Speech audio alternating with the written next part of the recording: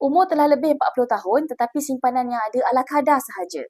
Jika tuan-puan tergolong dalam golongan ini, boleh tonton video ni sampai habis sebab saya nak kongsikan teknik terbaik untuk tuan-puan ada tabungan yang kukuh sebelum tuan-puan bersara. Kebiasaannya, orang yang berumur 40 tahun ke atas sudah ada pekerjaan yang stabil. Tetapi, masalah terbesar mereka adalah komitmen bulanan yang tinggi dan tidak mampu untuk menyimpan. Jadi, perkara pertama untuk tuan-puan buat adalah kaji semula perbelanjaan bulanan tuan-puan. Cuba hidup di bawah kemampuan dan ajak isteri atau suami untuk sama-sama bantu tambahkan simpanan.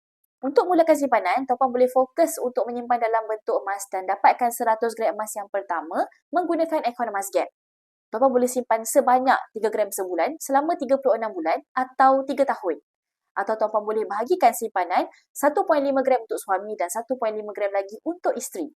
Bila dah capai target 100 gram, tuan-puan boleh ulang sehingga berjaya capai target sekurang-kurangnya 1 kilo emas dalam simpanan. Tuan-puan yang berminat untuk simpan emas sebagai dana persaraan tuan-puan boleh klik pada beg biru di bawah atau klik link di bio saya. Nanti saya bantu tuan-puan sebaiknya.